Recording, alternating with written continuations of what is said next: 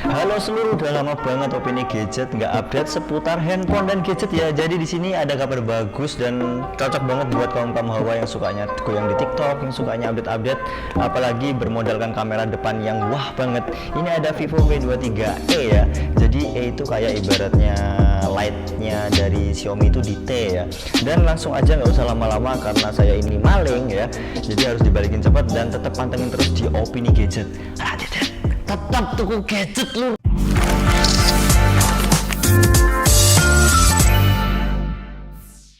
Vivo V23e. Apa yang dibanggain dari Vivo V23e? Nggak ada sih sebenarnya. Ya karena ini biasa ya dari Vivo ataupun Oppo, setiap update itu sebulan itu ngeluarin 2-3 HP dan itu tuh spesifikasinya itu nggak beda jauh dan nggak kayak ibaratnya iPhone yang setahun sekali ganti. Ya nggak bisa juga sih disamain sama iPhone ya kan. Nah jadi di sini tuh kayak ibaratnya hampir sama dengan V21, cuman di sini dia kayak lebih, ya tau lah HP Vivo itu kayak ngeluarin performanya di kamera depan ya. Umumnya untuk kaum hawa itu bagus banget. Buat kamera depannya itu bener-bener kalian nggak usah pakai filter, nggak usah edit, udah bagus banget dan cakep banget. Jadi kalian cantik apa adanya menggunakan Vivo V23. Uhuy. Nah, terus kemudian di sini saya mau ngasih tahu spesifikasi ringannya dari Vivo V23 ya. Yang pertama itu adalah layarnya yang cukup lumayan besar, mencakup wajah kalian ya, 6,44 inch dengan resolusi 1080 dikali 2400 pixel dan kamera belakangnya itu 64 megapiksel dengan resolusi 2160p dan juga dengan prosesor Helio G96 yang terbaru ini. Sebenarnya saya ambil V23 itu karena prosesornya yang baru, jadi saya kepo, bukan kepo di kamera tapi keponya di performance dari chipset ini sendiri ya lor ya. Dan RAM-nya itu 8GB RAM, udah bisa di extended jadi ekspansi RAM-nya itu 4GB otomatis. Kalau di pengaturannya katanya sih ada cara manualnya tapi saya nggak tahu, kalian bisa cari di googling banyak lah ya. Terus baterainya sendiri udah 4050 mAh ya. Dan kemudian kita bahas tentang displaynya, ini masih belum Super AMOLED ya, wajar ya. Yang kemarin keluar aja Xiaomi 11T yang gar banget soal kamera itu masih AMOLED, belum Super AMOLED, jadi wajar aja. Kalau soal desain ya, Vivo itu nggak usah ditanya, beneran nggak usah ditanya, bagus banget, pakai banget ya toh. Jadi buat kamera di sini kalian bisa lihat di bagian belakang itu ada 3 kamera dengan lensa utamanya 9 tirar, bagian atas ya lensa utamanya, lensa tengah ini buat wide, terus yang bawahnya buat ya makro, dan sebelah kanannya itu ada flash. Kalau kalian lihat ini kaca, kalian buka aja di vivo.com nya. Vivo V23 itu mengklaim bahwa ini itu katanya anti slip buat sidik jari, duobol kuro balang gasmu sisanya. Ini pokoknya kalau kalian lihat sendiri ini ada bekas sidik jari ini gampang banget kena. Jadi kalau saya sarankan pakai casing ya. Kalau kalian mau cari casing yang bagus di Flashstar. Wuih, aku promosi mas. Nah, kemudian kalau di bagian kiri ini kayak udah niru seri apa ya? Jadi kayak dia tuh flat gitu, nggak curve, flat, dan juga bahannya itu kayak ya frame aluminium tapi lebih ngedop gitu warnanya. Kemudian kita lihat di bagian atas ini cuman ada mikrofon di atas dan mikrofon di bawah buat ini tadi apa namanya SIM tray, terus Type C sama mono audio. Sebelah kanan ini ada buat power off, terus ke volume atas bawah ya itu. Dan di sini ada kamera yang kelihatan jadul yaitu Infinity V Display ya. Kayak itu sebutannya ya. Oh iya, kalau saya saranin sih kayaknya masih, kalau kalian emang di sini ngejar kamera depan, kalian lebih bagus di sini karena 50 megapiksel ya. Tapi kalau kalian emang lebih fokus ke 5G, kayaknya lebih saya saranin ke V21. Gak tahu di sini nggak bilangin 5G, kayaknya belum support 5G sih. Banyak viewer ada yang compare juga dari luar negeri katanya belum support 5G. Itu di compare-nya sama dengan V21 ya. Jadi V23 kayaknya belum support 5G. Dan untuk platformnya sendiri udah Android 11 ya, Vantage 12, MediaTek G96 itu 12 nanometer ketebalannya, bener-bener ya lumayan tebel sih. Biasanya rata-rata sekarang kan 7 nano dan 8 nanometer ya, jadi kesannya agak ringan. Tapi di HP ini tuh bener-bener ringan ya. Bodinya itu sekitar 172 gram, 6,07 oz ya. Hybrid dual SIM, nano SIM, dan 2 standby itu di bagian bawah di dekat charger, sebelah charger dan mic.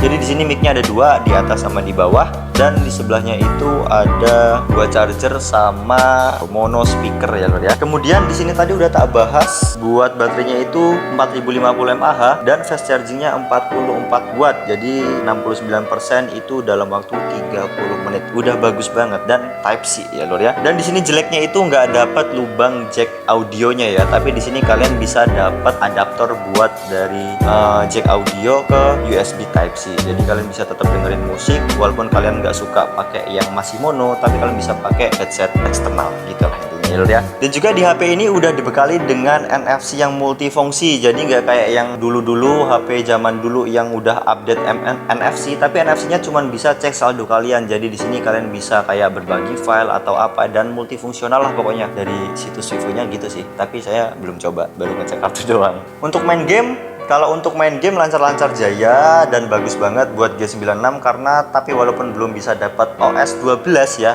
kayaknya 2 bulan 3 bulan lagi bakal dapat updatean itu. Tapi kalau buat CODM nggak PUBG sama Genshin Impact ya, karena kalau Genshin Impact itu kayak saya lihat di review-review lainnya, kok liane teman lainnya itu agak sedikit nge-lag gitu kan, jadi tak skip lah pokoknya. Terus PUBG kok gue sambat PUBG terus ya toh, ngotor-ngotori PUBG we mas, mainmu cupu ya wis toh, aku tak pindah CODM ya wis ngono wis, rak baperan aku bisa lagi. Kemudian kalau buat Mobile Legends lancar jaya pol, pokoknya rata kanan kurangi 1 karena yang ultra setting ultranya itu belum ada, tadi malam tak coba, mungkin buat update kedepannya ada, karena biasa kalau chipset baru kan game-game masih supportnya ke Apple, jadi ke Android mohon sabar, sebulan 2 bulan lah udah dapat updatean, pasti lebih mulus lagi, saya jamin pokoknya. Terus kalau buat kamera ya silahkan kalian lihat sendiri aja, saya sekalian bahas di mode kameranya pakai Vivo V23e. Nah, jadi di sini saya mau ngejelasin tentang kamera depannya Vivo V23 dengan 50 megapiksel f2.0 wide dan juga udah support autofocus. Ini saya langsung aktifin autofocusnya, dan ternyata di GSM Arena itu walaupun bilang bisa sampai 4K 30 fps, ternyata saya cek itu cuma bisa di 1080 dan juga 720 fps. Bagaimana autofokusnya itu kayak gini, bagaimana mending langsung kita lihat karena di depan itu anginnya ribet banget ya. Ya, sini saya belum mandi tapi kelihatannya kayak udah mandi. Wih, full. Nggak perlu edit lagi. Ini udah sistem autofokus ya lur ya. Autofokus langsung ke mata, mataharinya di sana. Ya, tuh di sana. Tuh, mataharinya di sana.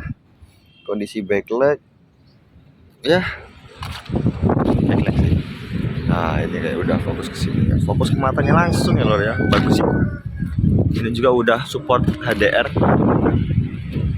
Kelihatan jelas gak sih? Karena di sini PPI density-nya kecil jadi nggak begitu kelihatan ya. Langsung kamera belakang aja lah. Oke.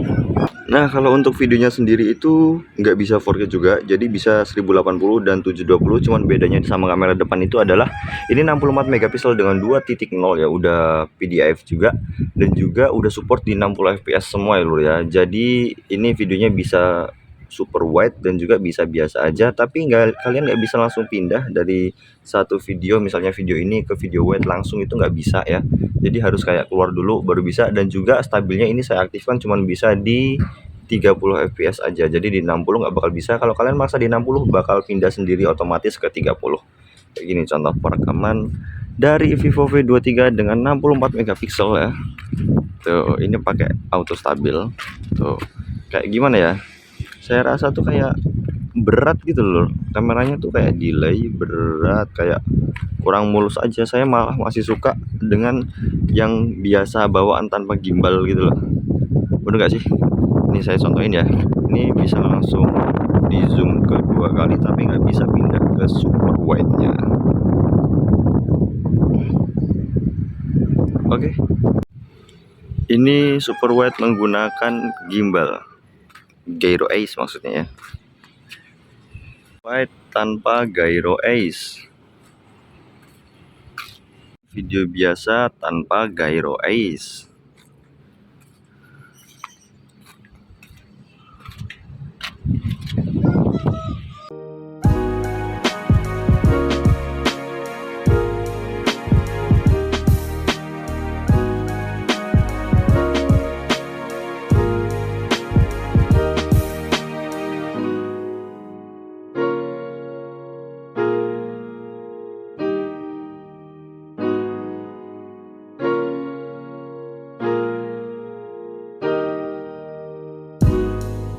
Nah, untuk kesimpulannya gimana menurut kalian? Silahkan kalian ditulis di kolom komentar. Nah, terus kayak ngopo mas nih kini rangai kesimpulan. Ya wes kita mengenai kesimpulan ke rasanya kan. Ya, ini HP mid range tapi kayaknya belum termasuk mid range banget ya. Karena ya gimana ya, dengan harga segini menurut saya ini cocoknya di harga 3 jutaan ya. 3 jutaan loh.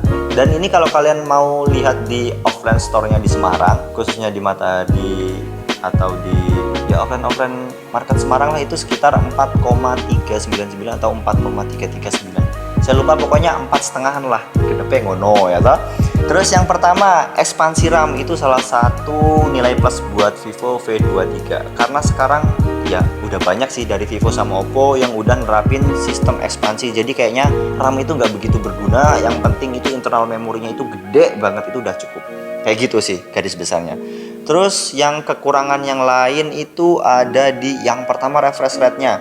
Karena diklaim dari chipsetnya sendiri G96 itu katanya udah support di 120 Hz buat refresh rate, tapi di Vivo V23 itu masih cuma 60 Hz.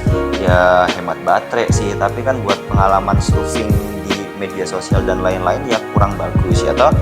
Nah kemudian di layarnya lagi itu udah screen touch ID, udah bagus banget, layarnya udah AMOLED Full HD Plus, udah bagus banget, nilai plus lah. Nah kemudian di poni ya, poni sama dagunya itu nggak seimbang, jadi kayak gimana ya, kalian lihat dari HP-nya itu kayak poni di atas itu lebih tipis, padahal ada soundnya, tapi di bawah itu lebih kayak kelihatan lebar gitu loh. Kalau misalnya kalian lihat di Google Pixelan gitu sama-sama lebar kan, atau di Apple berapa 5S itu kan sama-sama lebar, lain itu kayak nggak, kurang simetris antara atas sama bawah gitu loh lur. Tahu maksudnya yang tak maksud kayak apa toh? Nah kemudian saya ngasih tahu tentang kapasitas sistem. Waktu pertama kali saya buka itu ada di 25 GB udah internal sistemnya sendiri, dan juga RAM 3 GB telah digunakan, jadi saya belum download apa-apa, itu udah langsung pure dari saya pertama kali buka HP ini. Nah kemudian yang jeleknya dari kamera, yang pertama itu adalah potret malamnya itu yang ngeblur. Kalian lihat waktu malam-malam, entah itu karena keadaan malam ya, yang siang-siangnya ya lumayan bagus ya, dan keadaan malam itu kayak ngeblurnya itu bocor gitu loh, di samping-sampingnya itu masih kayak ada yang kurang fokus atau gimana ya. Karena kalau terlalu ngeblur itu kayak kalian tuh kayak malah pakai green screen gitu gak sih, kayak malah animasi yang cuman pakai background nyari di Google gitu, ibaratnya kan kayak kurang bagus gitu ya ta?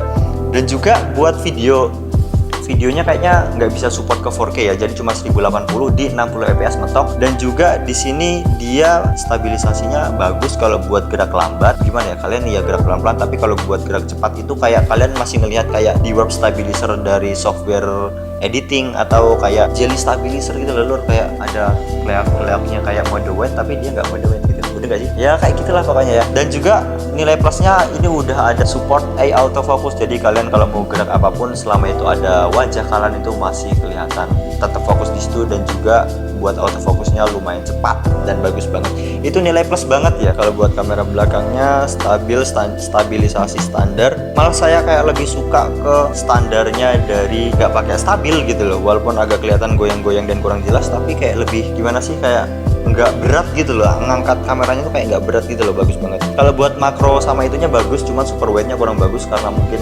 resolusinya 8 megapiksel, jadi kayak kelihatan agak lebih pecah, kurang detailnya kurang dapat gitu loh. Tapi buat kontrasnya itu kayak lebih ditinggiin aja sih, nggak sih yang kamera belakangnya. Tapi kalau kamera depannya kayak kalian tuh backgroundnya malah kayak kelihatan putih semua gitu, nggak putih banget sih, kayak gimana, kayak diputihin lah kalian kalau udah di editing, jadi kalian nggak perlu edit, udah cantik banget pokoknya ya ta? Dan stabilnya juga bisa cuman di resolusi 1080 di 30 fps, jadi kalau kalian naik ke 60 fps itu udah nggak bisa mode stabil jalur ya. Kalau di 720 bisa, tapi kalau 60 fps nggak bisa, tetap balik ke 30 fps. Jadi emang khusus 1080 dan 720 di 30 fps, jadi nggak bisa, selebihnya nggak bisa support ke stabilisasinya yang dari bawah HP. Itu aja lurnya. Mungkin kekurangannya gimana kalian silahkan tambahin di kolom komentar ya. Pokoknya sekian ya, kami mohon maaf kalau ada salah kata dan juga salah pengucapan kata, atau belibet cara ngomongnya, atau kecepatan tentang informasi kata, kita seadanya aja. Dan dukung terus ya pokoknya di Opini Gadget, caranya kalian tahu sendiri lah gimana ya, kita nggak maksa pokoknya. Dan tetap terus pantengin di Opini Gadget. Nah, tetap Gadget.